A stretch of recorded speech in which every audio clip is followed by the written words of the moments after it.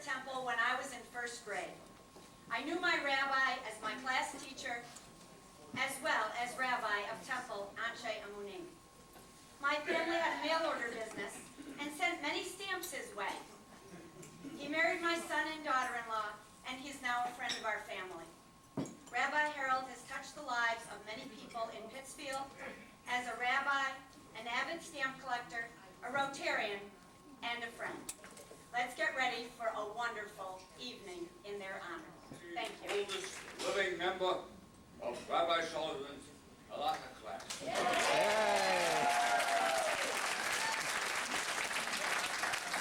I came to Pittsfield a couple of years before Rabbi Harold.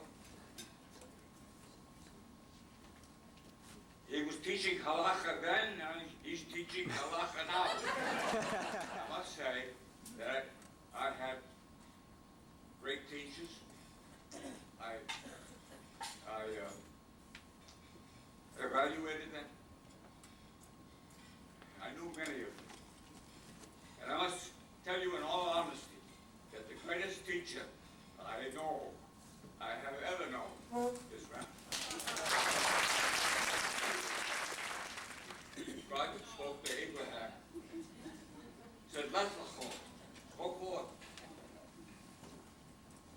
Take your nephew with you, your wife Sarah. Go to a land that I will show you, and I will make of you a great nation." Some 60 years ago, God spoke to Rabbi Salzmann and said, "Lech lecha, go forth and do your life's work. Take your beautiful bride with you and go to a land that I will show you. A land that has people who are called Anshe Emunim, people of faith. They are waiting for you, for your leadership, for your instruction, for your very presence in their midst."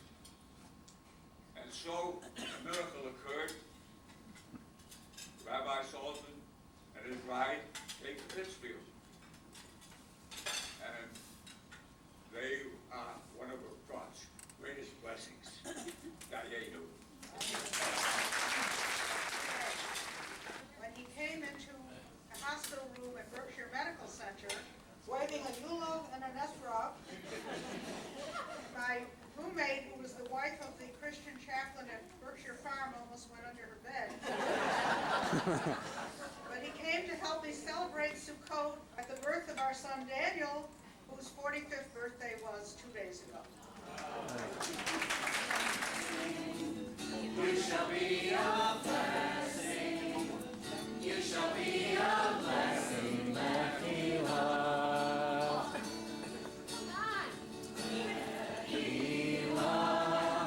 And I shall make your name great. Lech and all shall praise your name. Lechila, to the place that I will show you.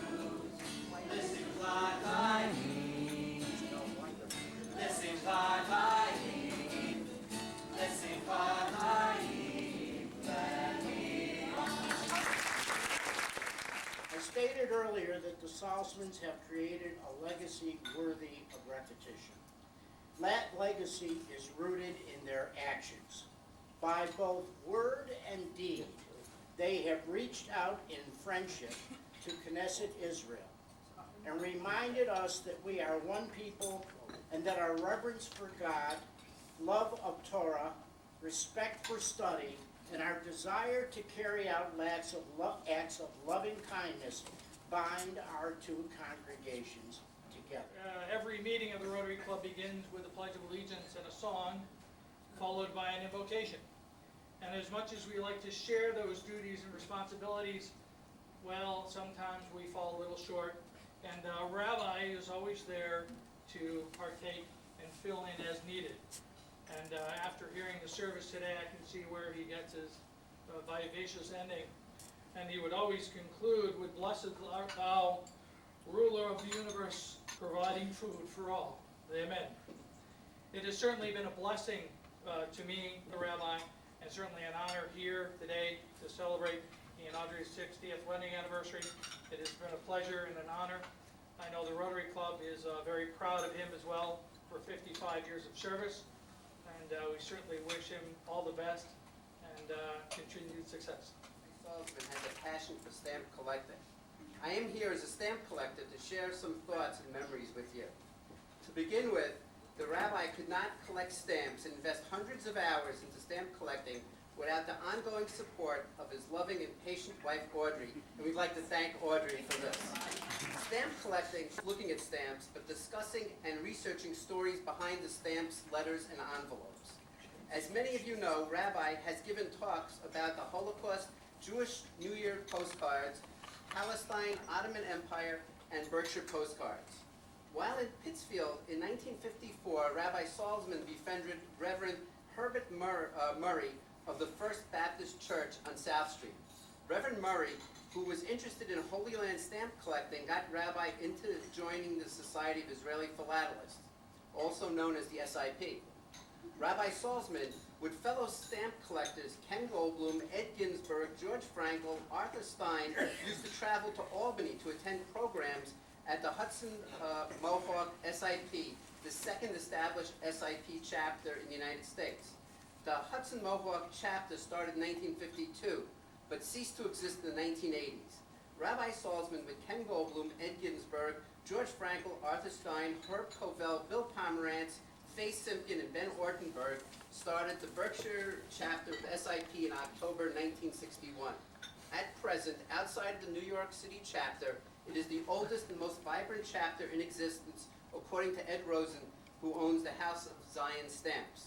Rabbi Salzmann is the heart and soul of our local chapter.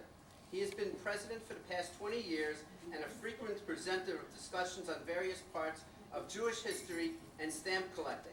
Rabbi's passion for stamp collecting is intertwined with his love of the rabbinate and Jewish history.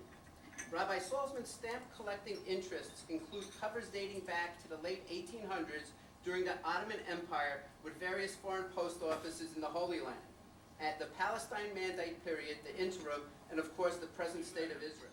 With his wisdom and his kindness and his understanding and energy, at the University of Virginia, on a beautiful campus, etched in stone, is an inscription which reads, your job is to enrich the world. You impoverish yourself if you forget the errand. Harold and Audrey, you have contributed and enriched this congregation. You've enriched our committee. You've enriched all of the organizations to which you belong. You've enriched the community and the world, your family, and each other. And I would say to you, you never forgot the errand. Thank you.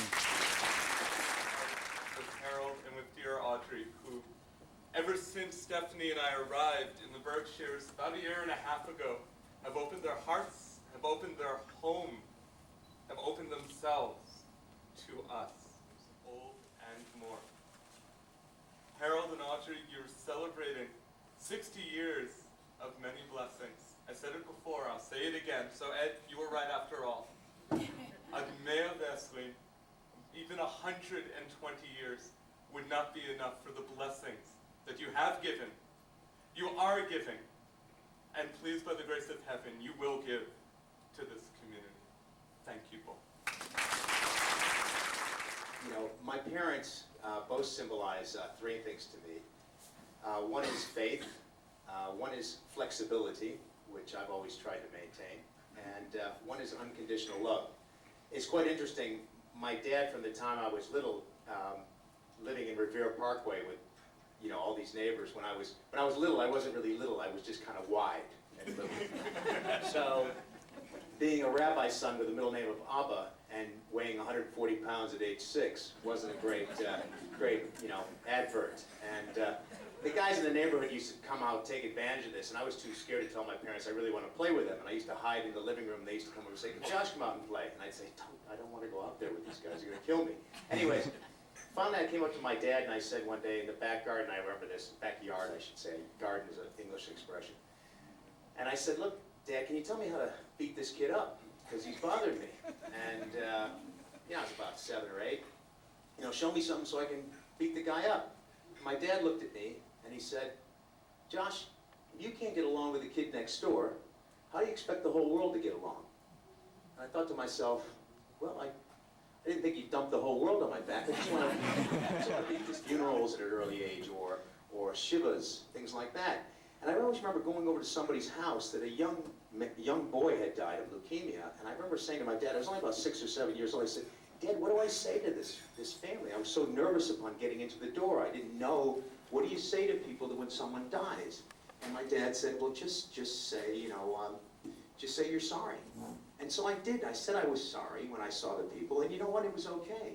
So all of a sudden I got the idea that, you know, it's okay to say you're sorry to people. It's okay to go up and comfort people. That's all they want to do, is they want to hear that you're sorry and that you're there, and that's fine. So that whole embarrassment and that whole anxiety or neurosis that's put upon us when we're little and we see death and things like that, that's okay.